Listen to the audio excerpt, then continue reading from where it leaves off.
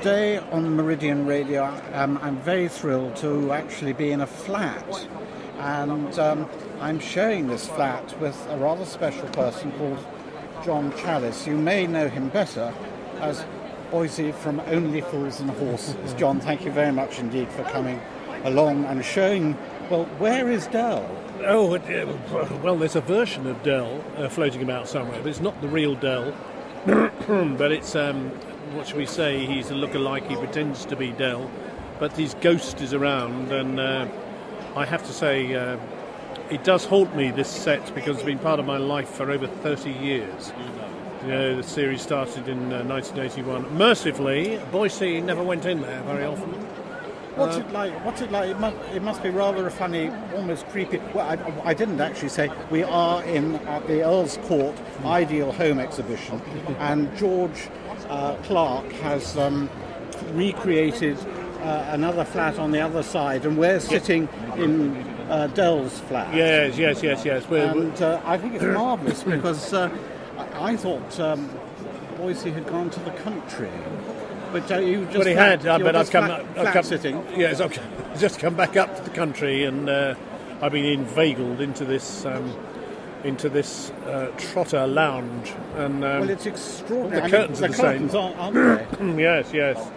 There's a man of no taste whatsoever, Del Boy. You know, if it was me and Marlene, of course, I mean, we'd have the very latest. We'd have the Farrow and Ball paint, yes, and the very latest drapes. Marlene's very good at drapes. She drapes herself all over the place. That's the trouble half the time. And we'd have a bit of bespoke furniture about, but I mean, this is just a mess. Well, it's an acquired taste. I think it's yes, probably... well, let's hope I don't acquire it. That's all I can say. It's probably rather sort of retro now. It's probably in, isn't it?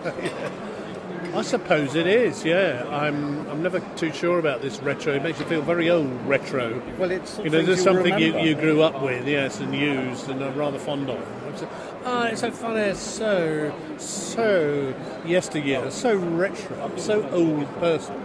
Well, I hate you just got to put up with it. I hate to say this, but don't tell anybody. But there's a stand not too far that looks very similar, and they're selling very similar bits like the sofa that we're sitting on at the moment. Yeah. At huge prices. Yes, indeed. Yeah. So I think these are the antiques of sort of tomorrow afternoon. I think they probably are, particularly if I sign them. Yes. I do one of my flowery signatures. I mean, it'll sell for a fortune. I think. I think that's true. But it is pretty awful stuff. Now, Marlene's just brought in some coffee. How's Marlene? Marlene's very well.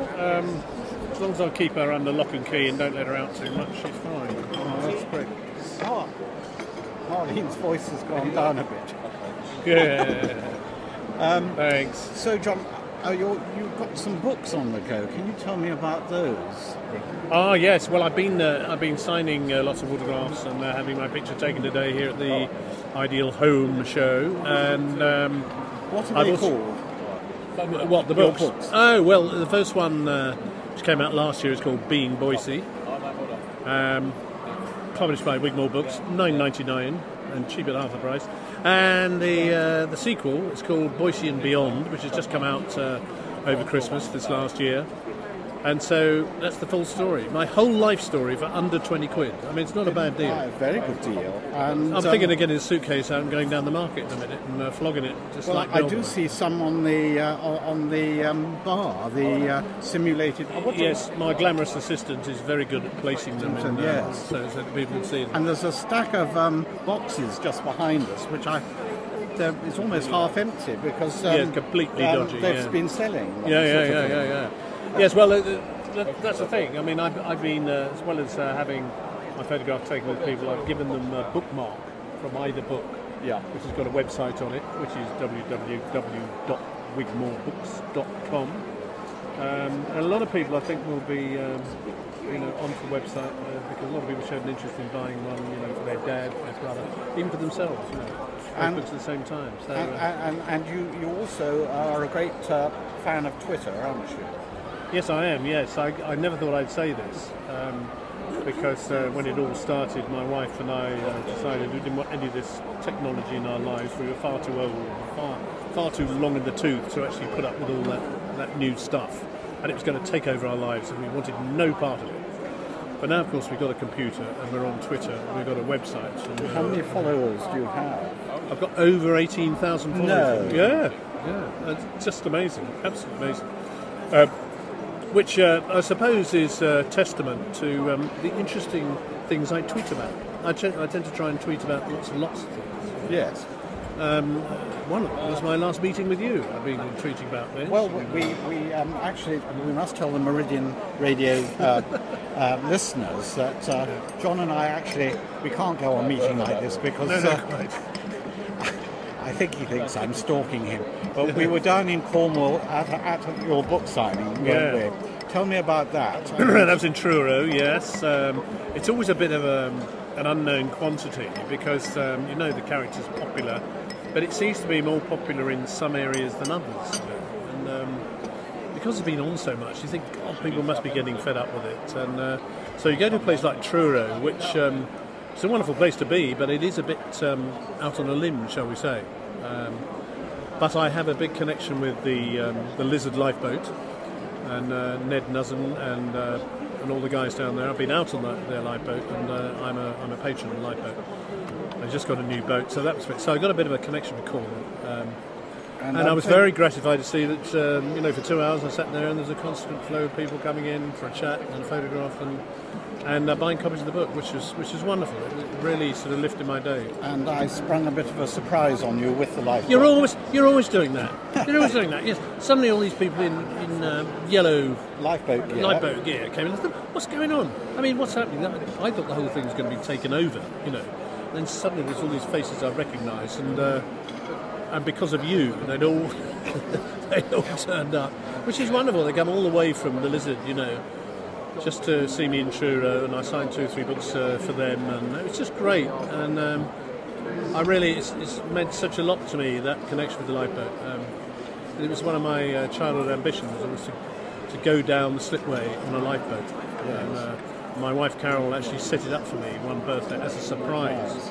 So goodness knows what the third surprise is going to be down in Cornwall. I know. I think perhaps you might be being rescued from a boat. Well, they have threatened that. They said, well, next time, John, we're going out on an exercise, we're going to have to do a rescue. And he gave me that look, which is saying, we know who we're going to have to rescue. So that would be fantastic. But I know it was a great treat, and a great treat to see your neck of the woods as well. Yes, it was great, and it was all being filmed for the Cornwall Channel TV, which is on Sky, coming soon on 212. Yeah. So that's to look forward to. The great thing, it's the great thing about this, what I do, and the fact that this show's done so well, and the character's done so well, is that because of that, the celebrity of that character, you get into the most extraordinary, wonderful places and meet so many people you wouldn't meet otherwise.